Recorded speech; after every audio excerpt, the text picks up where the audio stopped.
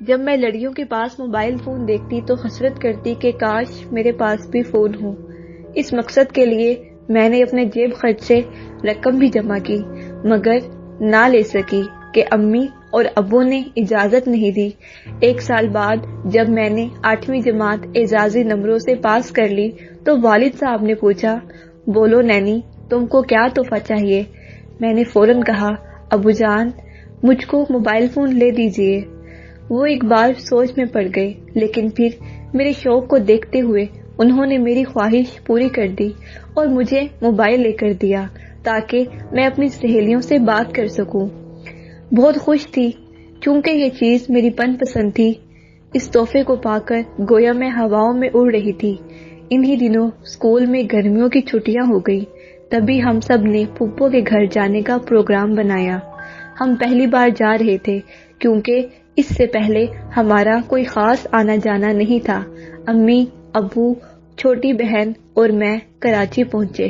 وہاں سارے عزیز بہت خوش ہو کر ہم سے ملے۔ انہی میں عامر بھی تھا جو میرا سب سے خوبصورت اور خوش گفتار کزن تھا۔ ہم وہاں 2 ماہ رہے۔ اسی اثناء میں میری اور عامر کی اچھی خاصی ذہنی ہم آہنگی ہو گئی۔ ہم گھنٹوں باتیں کرتے اور وہ روز ہم لوگوں کو اپنی گاڑی پر سیر کروانے لے جاتا۔ ہم نے کئی پارک اور ریسٹورنٹ گھومے۔ اس کے ساتھ گزارا ہوا وقت کس قدر حسین تھا، ان لمحات کو میں کبھی نہیں بھلا سکتی۔ جب ہم کراچی سے رخصت ہو رہے تھے تو وہ بہت اداس تھا، جیسے اسے ہم سے بچھڑنے کا بے حد غم ہو۔ جب گاڑی چلنے لگی وہ کہنے لگا، آکاشا مجھ کو اپنا موبائل نمبر دے دو اور میرا نمبر لے لو تاکہ ہم ایک دوسرے سے بات کر سکے۔ میں نے کہا ٹھیک ہے، تبھی اس کو نمبر دے دیا۔ مجھے کیا پتا تھا کہ وہ میرا نمبر کیوں مانگ رہا ہے۔ جب واپس اپنے شہر آ گئی تو یوں لگا جیسے خالی خالی دل ہے، اور دل بالکل ہی خالی ہو گیا ہے، جیسے اپنی کوئی قیمتی چیز کراچی بھول آئی ہوں۔ یہ دراصل عامر کے ساتھ گزارے ہوئے دنوں کی یاد تھی جو مجھ کو چین نہیں لینے دے رہی تھی۔ اب دن رات مجھ کو اس کی یاد ستانے لگی۔ فون پر بات ہوتی تو کچھ چین ملتا، ورنہ کسی کام میں بھی دل نہیں لگتا تھا۔ 1 ماہ تک ہم یوں ہی بات کرتے رہے، مگر اس کے بعد ایک روز اچانک ہی عامر نے اپنا فون بند کر دیا۔ میں بہت پریشان تھی، ہر وقت فکر مند اور اداس رہتی کہ خدا جانے کیوں عامر نے فون بند کیا ہے، جبکہ ایک دن بات نہ ہوتی تو وہ شکوے کرنے لگتا تھا۔ خدا خیر کرے، میں دل ہی دل میں دعا کرتی رہی۔ 1 ہفتہ گزر گیا اور میں نیم مردہ سی ہو گئی، مگر شکر کہ پھر اس کا SMS آ گیا، آکاشا کیسی ہو؟ میں نے جواب دیا، تمہارے بغیر کیسی ہو سکتی ہوں؟ اس نے کہا، کیا مطلب؟ چھوڑو، تم سناؤ کہ تم کیسے ہو؟ میں نے ٹالتے ہوئے کہا، اتنے دنوں سے فون کیوں بند کیا ہوا تھا؟ دراصل میرا فون خراب ہو گیا تھا، اس نے بتایا۔ پھر اچانک ہی ایک انوکھی بات کہہ دی، کیا تم مجھ سے شادی کرو گی؟ میں نے بھی بے ساختہ کہا ہاں، اور پھر شرمندہ ہو گئی۔ آکاشا یہ دن میں نے کیسے گزارے ہیں تمہارے بغیر میں کیا بتاؤں؟ میں بھی تمہارے بغیر نہیں رہ سکتی عامر، بے اختیار میرے منہ سے نکل گیا۔ لیکن عامر، پھپھو تمہاری شادی کہیں اور نہ کر دیں۔ تبھی اس نے کہا، ہاں آکاشا، گھر والے میرا رشتہ کہیں اور کرنا چاہتے ہیں، لیکن تم فکر نہ کرنا، میں شادی صرف تم سے ہی کروں گا۔ میں نے اس کی باتوں پر یقین کر لیا۔ دھیرے دھیرے اس کا خیال میرے دل میں گھر کرتا گیا۔ پھر میرا یہ حال ہوا کہ جس روز اس سے بات نہ ہوتی، خوب روتی، کھاتی اور کچھ نہ پیتی، بس سسکتی ہی رہتی۔ میں اس کے لیے جان تک دینے کا سوچنے لگی۔ اکثر اس سے بس ایک ہی سوال کرتی، عامر ہماری شادی کب ہوگی؟ کیا تم نے پھپھو سے میرے بارے میں کچھ کہا؟ وہ کہتا، میں کہہ دوں گا، پہلے تم تعلیم تو مکمل کر لو اور میں بھی تعلیم مکمل کر کے جاب پر لگ جاؤں۔ غرض اس طرح کی باتوں میں 1 سال گزر گیا۔ اس بار اسکول میں 10 دنوں کی چھٹیاں ہو گئی تو میں نے فوراً پھپھو کے گھر جانے کا پروگرام بنا لیا اور امی سے ضد کر کے وہاں جا کر ہی دم لیا۔ وہاں پہنچ کر مجھے ایک بہت بڑی خبر سننے کو ملی کہ عامر نے اچانک شادی کر لی ہے۔ عامر کی شادی اچانک ہی اپنی خالہ زاد سے ہو گئی تھی۔ امی نے پوچھا ہمیں کیوں نہیں بلایا تو پھپھو وضاحت کرنے لگی کہ بس لڑکی والوں کی وجہ سے جلدی میں شادی کرنی پڑی ہے اور ہم کسی کو نہیں بلا سکے، لیکن کچھ دنوں بعد دھوم دھام سے ولیمہ کریں گے اور سب کو بلائیں گے۔ یہ خبر سن کر میں بے حال ہو گئی۔ امی نے پوچھا دلہا اور دلہن کدھر ہیں؟ پھپھو نے بتایا کہ وہ ہنی مون منانے مری گئے ہیں۔ یہ سن کر میں کمرے میں چلی گئی اور دروازہ بند کر کے خوب روئی۔ اگلے روز عامر اور صوبیہ آ گئے۔ میں نے موقع پا کر اس سے پوچھا یہ تم نے میرے ساتھ کیا کیا؟ وہ کہنے لگا میں بے قصور ہوں آکاشا، کیونکہ 2 سال پہلے امی نے صوبیہ کو پسند کر لیا تھا۔ جب میں نے تمہارے لیے ان سے کہا تو وہ ناراض ہو گئیں، تبھی امی کی خوشی کی خاطر ان کا حکم ماننا پڑا۔ کیا کرتا، ماں کو ناراض کیسے کرتا؟ یہ عامر کی تعویلیں تھیں۔ رات کو تھوڑی دیر کے لیے وہ باہر گیا تو میں صوبیہ کے پاس جا کر بیٹھی اور اس سے پوچھا کیا آپ دونوں کی پسند کی شادی ہے؟ تبھی اس نے بتایا ہم 5 سالوں سے ایک دوسرے کو پسند کرتے ہیں اور ہماری منگنی کو بھی 3 برس گزر چکے ہیں۔ جہاں تک تمہارا معاملہ ہے تو مجھے علم تھا کہ عامر سے تم فون پر باتیں کرتی ہو۔ اس بات پر میرا عامر سے جھگڑا بھی ہوا تھا۔ اس نے مجھ سے کہا کہ میں موبائل پر چاہے لاکھ لڑکیوں سے باتیں کروں لیکن شادی تم سے ہی کروں گا۔ بھلا فون پر باتیں کرنے والی لڑکیوں کا کیا بھروسہ؟ جب مجھ سے چیٹ کر سکتی ہیں تو دوسرے لڑکوں سے بھی چیٹنگ کر کے مجھے چیٹ کر سکتی ہیں۔ وہ تعلق رکھنے میں کیا شرم کرتی ہوں گی؟ اس لیے تم سوچنا بھی بد کہ میں ایسی ویسی لڑکی سے شادی کروں گا۔ میں ہرگز ایسی لڑکیوں سے شادی نہیں کروں گا۔ صوبیہ نے حقارت سے کہا تو مجھ کو ایسا لگا کہ وہ مجھ کو اپنے پاؤں کی جوتی سمجھتی ہے۔ دل اور بھی خون ہوا اس سے بات کر کے، ناحق خود کو مزید اس کی نظروں میں گرایا کہ وہ تو اس کی دلہن تھی اور میں کیا تھی؟ میں ایک سوالیہ نشان تھی۔ اس کی باتوں پر میں نے خود کو شرمندگی کی انتہا گہرائیوں میں گرتا ہوا محسوس کیا۔ یقین نہ آتا تھا کہ عامر نے کزن ہوتے ہوئے کیوں مجھے دھوکہ دیا۔ جب دل ٹکڑے ٹکڑے ہو چکا اور زندگی فضول شے نظر آنے لگی تب ابو کی بات یاد آئی کہ بیٹی کوئی اور تحفہ لے لو مگر موبائل نہ لو۔ لڑکیوں کے لیے تحفہ اچھا نہیں ہوتا کیونکہ ابھی تم کم عمر ہو۔ سوچتی تھی میرے پاس موبائل نہ ہوتا تو میں اس تباہی میں بھی نہ پڑتی۔ بے شک یہ کام کی چیز صحیح لیکن اس کا غلط استعمال زندگی برباد کر سکتا ہے، خصوصاً لڑکیوں کی۔ اس بار ہم 6 دن وہاں ٹہرے تھے مگر یہ 6 دن میرے لیے 6 صدیوں کے برابر ہو گئے۔ اپنے محبوب کو اپنی آنکھوں کے سامنے اس کی دلہن کے ساتھ ہنستے بولتے دیکھنا کسی بھی طرح قیامت سے کم نہیں تھا۔ سوچتی تھی ناحق کراچی کا سفر کیا اور پھپھو کے گھر آ کر کیا ملا، دامن میں انگارے ہی بھر کر لائی۔ اپنے شہر واپس آ تو گئی مگر کسی پل چین نہیں آ رہا تھا۔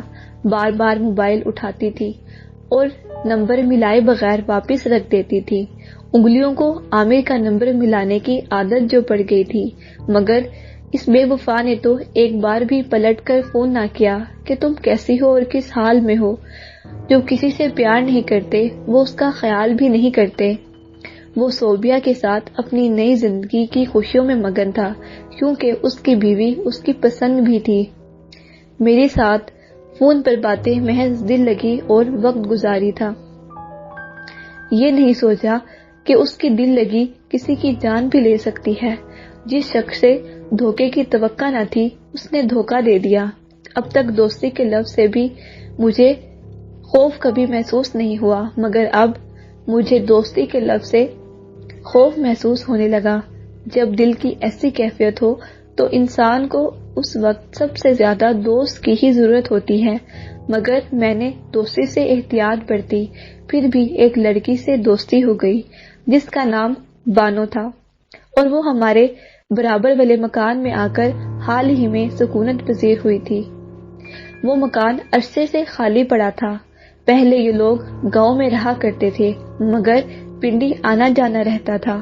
بانو کے 3 بھائی تھے، اور وہ ان کی اکلوتی بہن تھی۔ شروع میں وہ بہت کم آتی جاتی، مجھ کو بہت دل گرفتہ پایا تو زیادہ آنے جانے لگی۔ کچھ لوگوں کو اللہ تعالیٰ کی طرف سے یہ صلاحیت ملتی ہے کہ وہ دوسروں کا غم بانٹ لیتے ہیں۔ بانو بھی انہی لوگوں میں سے تھی۔ اس نے نہایت توجہ اور طریقے سے میرے دل کو اپنی گرفت میں لے لیا، اور میں نے اس کو اپنا غم گسار ہی نہیں بلکہ رازدار بھی بنا لیا۔ اس نے مجھ کو تسلی دی اور پیار دیا تو دل سے ایک بوجھ اتر گیا اور دل ہلکا ہو گیا، اور پھر میں بانو سے اس قدر مانوس ہو گئی کہ اس کے بغیر وقت کاٹنے لگا۔ جب وہ آتی اور میں بے وفا عامر کی باتیں کرتی، یادیں دہرا لیتی تو مجھ کو سکون مل جاتا۔ پہلے تو مجھے صرف اپنا دکھ ہی سب سے گراں لگتا تھا، کسی اور کے دکھ کو کبھی سوچا بھی نہیں تھا اور نہ یہ جاننے کی کوشش کی تھی۔ لیکن جب بانو سے خوب دوستی ہو گئی تو ایک روز اسے رنجیدہ پا کر میں نے توجہ کی اور پوچھا، بانو تم بھی چپ چپ رہتی ہو، بتاؤ تو صحیح تمہیں کیا دکھ ہے؟ پہلے تو اس نے ٹالنا چاہا مگر پھر اصرار پر بتایا، جن دنوں میں اسکول میں پڑھتی تھی وہاں اکرام بھی پڑھتا تھا۔ وہ ہمارے پڑوسی چاچا انعام کا بیٹا تھا اور ہم بچپن میں اکٹھے کھیل کر بڑے ہوئے تھے۔ چونکہ ہم دونوں کا بچپن تھا اسی لیے زندگی کی اونچ نیچ کے بارے میں اتنا نہیں جانتے تھے۔ یوں کہیے کہ بس ہماری دوستی معصوم سی تھی۔ میں نے میٹرک پاس کیا تو انگلینڈ سے خالہ آ گئیں اور انہوں نے اپنے بیٹے عاصم کے لیے میرا رشتہ مانگ لیا۔ امی ابو نے فوراً ہاں کر دی، مگر میں عاصم سے شادی کرنا نہیں چاہتی تھی، لیکن امی کی شدید خواہش تھی کہ میں خالہ کی بہو بنوں اور انگلینڈ جاؤں، لہٰذا ان کے آگے میری ایک نہ چلی۔ یوں میری شادی عامر سے ہو گئی۔ میری شادی سے اکرام کو دھچکا لگا، لیکن کیا کرتا، وہ بس دیکھتا رہ گیا۔ انگلینڈ جا کر میں اور زیادہ پریشان ہو گئی۔ نیا ماحول اور نیا ملک تھا۔ پھر عاصم بھی مجھ میں راضی نہ تھا کیونکہ وہ مجھ سے شادی نہیں کرنا چاہتا تھا۔ یہاں اس کی کئی گرل فرینڈز تھیں، وہ سارا وقت ان کے ساتھ گزارتا اور میں مشرقی ماحول میں پروان چڑھنے کے باوجود وہ سب چپ کر کے دیکھتی رہی۔ ان حالات میں کیا کوئی لڑکی خوش رہ سکتی تھی؟ مجھے عاصم کے ساتھ وقت گزارنے پر کوئی خوشی نہ ملی۔ میں بے حد ناخوش رہنے لگی۔ یوں ایک دن جب دل بہت زیادہ افسردہ اور گھٹا ہوا تھا، میں نے اکرام کو فون کر دیا کیونکہ اس نے مجھے شادی میں موبائل تحفے میں بھیجا تھا، جس کا مطلب تھا کہ وہ مجھے فون کرتا رہے گا۔ اب جب میں تنہا ہوتی اکرام سے فون پر باتیں کر لیتی، جس سے دل ہلکا ہو جاتا۔ ایسی باتیں نہیں چھپتی۔ ایک روز میں رو رو کر اکرام کو اپنے دل کا حال سنا رہی تھی کہ میرے شوہر نے وہ باتیں سن لی۔ بس پھر کیا تھا، اس نے خوب جھگڑا کیا۔ دراصل وہ مجھے طلاق دینے کا بہانہ ڈھونڈ رہا تھا اور کوئی بہانہ اس کے ہاتھ نہیں آ رہا تھا۔ میں اس بات پر کہ اس کی ماں کی پسند تھی اور خالہ مجھے بیاہ کر لائی تھی، اسی لیے عاصم مجھ سے شادی کا خواہش مند نہیں تھا، بس اس نے مجھے طلاق دے دی۔ جب مجھے طلاق دی گئی تو میری شادی کو 8 ماہ ہوئے تھے۔ انہوں نے مجھے پاکستان بھیج دیا۔ جب طلاق کی وجہ بتائی گئی تو میرے والدین بھی چپ ہو گئے۔ وہ کیا کرتے؟ طلاق کی وجہ سے ہر کوئی افسردہ تھا اور اگر کوئی خوش تھا تو وہ اکرام۔ تاہم میرے گھر والے اب اکرام کو سخت ناپسند کرنے لگے تھے، جس کی وجہ سے مجھے طلاق ہوئی تھی۔ اکرام میں ایک بہت بڑی خرابی یہ تھی کہ اس کو میری عزت کی کوئی پرواہ نہ تھی۔ وہ ہر جگہ بیٹھ کر میری اور اپنی باتیں کرتا رہتا، تاہم مجھے اس میں کوئی خامی نظر نہیں آتی تھی۔ بس ایک بات سوچتی تھی کہ اب تو میں طلاق یافتہ ہو چکی ہوں، وہ جیسا بھی ہے اس سے پیار کروں گی، شاید اس کے ساتھ شادی ہو جانے سے زندگی سنور جائے اور میں پچھلا دکھ بھلا دوں۔ میرے لیے 2-4 رشتے آئے لیکن میں نے انکار کر دیا۔ اکرام کی والدہ بھی آئیں مگر میرے والدین نے یہ کہہ کر انکار کر دیا کہ یہ کوئی کام نہیں کرتا، لہٰذا ہم اس بے روزگار لڑکے کو بھی اپنی بیٹی کا رشتہ نہیں دیں گے، جبکہ یہ زیادہ پڑھا لکھا بھی نہیں ہے۔ اکرام اور میں کبھی کبھی ملتے تھے ان کے گھر کی چھت اور ہمارے مکان کی چھت ایک ساتھ جڑی ہوئی تھی، لہٰذا جب سب سو جاتے ہم دونوں اپنی اپنی چھت پر چلے جاتے اور باتیں کرتے۔ میں کہتی، اکرام مجھے نہیں لگتا کہ ہمارے گھر والے مان جائیں گے، وہ ہرگز میری شادی تم سے نہیں کریں گے، تمہاری وجہ سے مجھے طلاق ہوئی ہے۔ تب وہ کہتا، بانو تو پھر ایسا کرو کہ ہم گھر سے نکل کر شادی کر لیتے ہیں۔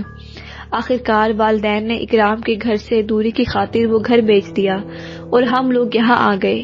سارا دن بانو ہمارے ساتھ رہتی، ہمارے گھر میں رہتی اور مجھ کو اپنی ساری باتیں بتاتی۔ بانو کا ایک کزن پنڈی میں رہتا تھا جس کا نام ارسلان تھا، وہ بھی ان کے گاؤں کا تھا، لیکن بعد میں وہ شہر آ گیا اپنی نانا اور نانی کے پاس، کیونکہ اس کے والدین ایک حادثے میں فوت ہو گئے تھے۔ ارسلان کافی خوبصورت اور بانو سے عمر میں 5 برس چھوٹا تھا، تاہم دونوں کزن آپس میں خوب گھل مل گئے اور ان کی دوستی ہو گئی۔ ارسلان چونکہ اکرام کا بھی دوست تھا، لہٰذا وہ بانو کے بارے میں سب کچھ جانتا تھا۔ وہ ہمیشہ اس کو یہی ہدایت کرتا تھا کہ بے شک تم طلاق یافتہ ہو اور افسردہ بھی رہتی ہو، تاہم عقل سے کام لینا اور کوئی غلط قدم مت اٹھانا۔ جو بھی قدم اٹھاؤ اپنے والدین کی رضامندی اور مرضی سے اٹھانا۔ ارسلان کا یہ اخلاص، دوستی، محبت کے جذبے میں کب تبدیل ہوا اسے کچھ پتہ نہ چلا، مگر بانو اس سے 5 برس بڑی تھی، اس لیے ارسلان نے محبت کے اس جذبے کو دل میں دبا لیا اور اس کے سامنے اظہار کی جرات نہ کر سکا۔ ایک دن ارسلان ہمارے گھر بھی آیا، تب اس نے مجھے بتایا کہ وہ بانو کو پسند کرتا ہے، مگر مجھے تاکید کی کہ یہ بات بانو کو نہ بتانا۔ تبھی میں نے سوچا یہ کیسا بزدل ہے، پیار بھی کرتا ہے اور بانو پر ظاہر بھی نہیں کرنا چاہتا۔ کیسی عجیب سوچ تھی اس کی۔ ادھر اکرام کی امی مسلسل بانو کے والدین کو منا رہی تھی اور منتیں کرتی کہ بانو کا رشتہ دے دو۔ جب وہ نہیں مانے تو اکرام مایوس ہو گیا اور اس نے بانو کو اکسایا کہ تم میرے ساتھ نکل چلو، ہم کورٹ میرج کر لیں گے۔ اس نے گھر سے بھاگ کر شادی کرنے کا منصوبہ بھی بنا لیا اور بانو نے کہا فلاں وقت فلاں جگہ آ جانا۔ بیوقوف بانو اس کی باتوں میں آ گئی تھی اور مقرر وقت پر مقرر کیے گئے مقام پر پہنچ گئی، مگر اکرام نہ آیا۔ جب وہ کافی دیر تک نہ لوٹی تو اس کے گھر والوں کو تشویش ہوئی۔ انہوں نے سن گن لی تو اکرام کے ایک دوست سے یہ راز فاش ہو گیا اور اس نے بتایا کہ بانو ریلوے اسٹیشن گئی ہے۔ وہ بھاگے بھاگے گئے، شکر وہ کسی گاڑی میں سوار نہ ہوئی تھی، وہ خواتین کی انتظار گاہ میں بیٹھی تھی۔ بھائی اس کو پکڑ کر لے آئے۔ باپ نے گھر میں 4 دن بند رکھا کہ بھائی اس کو جان سے نہ مار دیں۔ بھائیوں کا ارادہ اس کو جان سے مار ڈالنے کا ہی تھا۔ آخری بار وہ مجھ سے اس وقت ملی جب وہ گھر سے جا رہی تھی، مگر اس نے مجھے بھی نہ بتایا کہ کہاں جا رہی ہے، کیونکہ اس کو تو جانے کی جلدی تھی۔ بہرحال بھائیوں کا غصہ ٹھنڈا نہ ہوا اور موقع ملتے ہی انہوں نے بانو کو مارنا چاہا۔ پستول کی 2 گولیاں اس کی ٹانگوں پر لگی اور وہ زندگی اور موت کی کشمکش میں مبتلا ہو گئی۔ والدین اس کو ہسپتال لے گئے۔ جب ہم کو پتہ چلا ہم سب بھی کافی پریشان ہوئے۔ میں نے اس کے لیے بہت دعائیں کی، دعا قبول ہوئی اور بانو کو ہوش آ گیا۔ ڈاکٹروں نے اس کی زندگی بچائی، لیکن اب وہ بہت شرمندہ تھی، اپنے گھر والوں سے اور کسی سے بھی آنکھ نہ ملا سکتی تھی۔ تاہم اس نے ہوش میں آ کر پولیس والوں کو یہ بیان دے دیا کہ مجھے اکرام نے مارا ہے، کیونکہ اب وہ اس سے نفرت کرنے لگی تھی۔ تب اکرام کہیں بھاگ گیا اور روپوش ہو گیا۔ بعد میں وہ واپس آ گیا کیونکہ سارا محلہ جانتا تھا کہ بانو کو اس کے بھائی نے مارا تھا۔ اب بانو تنہا ہو گئی۔ وہ جو پہلے میری غم گسار تھی، اس کو میری غم گساری کی ضرورت تھی۔ میں گھر والوں کے خوف کی وجہ سے اس کے پاس زیادہ نہیں جا سکتی تھی۔ اکرام نے بے وفائی کی، گھر والے بھی اس سے نفرت آمیز باتیں کرنے لگے۔ وہ بہت زیادہ ذہنی دباؤ کا شکار ہو گئی۔ ایسے میں ارسلان کے والدین آ گئے اور کہا ہم اپنے بیٹے کے لیے آپ کی بیٹی کا رشتہ لینا چاہتے ہیں۔ سبھی حیران رہ گئے کہ اس کے گھر سے بھاگی ہوئی ایک طلاق یافتہ لڑکی ارسلان کو کیسے پسند آ سکتی ہے؟ ارسلان وہ بھی جو اسے عمر میں چھوٹا تھا، اپنے سے زیادہ عمر کی خاتون کو اپنا بنانا چاہتا تھا۔ آخر کیوں؟ کیا محض ہمدردی کی وجہ سے یا واقعی اس کو بانو سے محبت تھی؟ ارسلان نے بہت یقین دلایا، مگر بانو نے یہی سوچا کہ یہ نادانی کر رہا ہے کیونکہ مجھ سے عمر میں چھوٹا ہے، اس کو زندگی کا اتنا عطا پتہ معلوم نہیں ہے۔ بانو نے انکار کر دیا، تاہم بانو کے والدین اس رشتے پر راضی ہو گئے اور انہوں نے اس رشتے پر ہاں کر دی۔ ارسلان بہت خوش تھا، کہتا تھا کہ میں بانو کو اتنا خوش رکھوں گا کہ وہ ماضی کے سارے دکھ بھلا دے گی۔ شادی کی تیاریاں ہونے لگی، کچھ دنوں بعد ہی سب کچھ الٹ ہو گیا۔ انگلینڈ سے بانو کی خالہ آ گئی اور کہنے لگی کہ ہم اپنی بہو کو لینے آئے ہیں۔ عاصم نے طلاق صرف ایک بار دی تھی، 3 بار نہیں دی۔ بہرحال پھر نکاح ہو گیا اور بانو کے گھر والوں نے یہی سوچا کہ بانو اپنے گھر چلی جائے تو اچھا ہے۔ لڑکی پر ایک بار گھر سے بھاگی ہوئی کا لیبل لگ جائے تو لڑکی کے اس جرم کو کبھی معاف نہیں کیا جاتا۔ بانو کو واپس بھیجنے کی تیاریاں ہونے لگی تو وہ کافی پریشان تھی۔ ارسلان بھی بے حد افسردہ تھا۔ وہ میرے گھر آئی تو کہنے لگی، میں اپنے سے زیادہ ارسلان کے لیے دکھی ہوں کیونکہ وہ بے حد پریشان ہے۔ کہتا ہے تم مجھ سے کتنی دور چلی جاؤ گی، اے کاش تمہاری خالہ نہ آتی اور ہماری شادی ہو جاتی۔ بانو کے جانے سے پہلے ارسلان نے اس کو موبائل لا کر دیا کہ مجھ سے کبھی کبھی بات کر لیا کرنا، لیکن بانو نے یہ کہہ کر قبول نہ کیا کہ موبائل ایک ایسا تحفہ ہے جس سے اکثر لڑکیوں کی زندگی برباد ہو جاتی ہے۔ اگر کسی لڑکی سے سچا پیار ہے تو اس کی عزت بھی بہت عزیز ہونی چاہیے کہ وہ آپ کی وجہ سے معاشرے میں بدنام نہ ہو۔ بانو چلی گئی اور میں آج بھی سوچتی ہوں کہ اس کا غم مجھ سے بڑا تھا، لیکن وہ مجھ سے زیادہ حوصلے والی تھی۔ دعا کرتی ہوں کہ میری دوست بانو جہاں بھی ہو خوش ہو۔ جی تو پیارے بچوں، اگر آپ کو یہ کہانی پسند آئی ہو تو میری حوصلہ افزائی کے لیے اس کہانی کو لائک کرنا نہ بھولیں، اور اگر آپ مزید دلچسپ اور سبق آموز کہانیاں سننا چاہتے ہیں تو میرے چینل کو جلدی سے سبسکرائب کر دیں اور ساتھ ہی بیل آئیکن کو پریس کرنا نہ بھولیں تاکہ ہر نئی آنے والی ویڈیو کا نوٹیفیکیشن آپ کو سب سے پہلے ملے۔ اپنا بہت سارا خیال رکھیں۔ ابھی تک کے لیے اللہ حافظ۔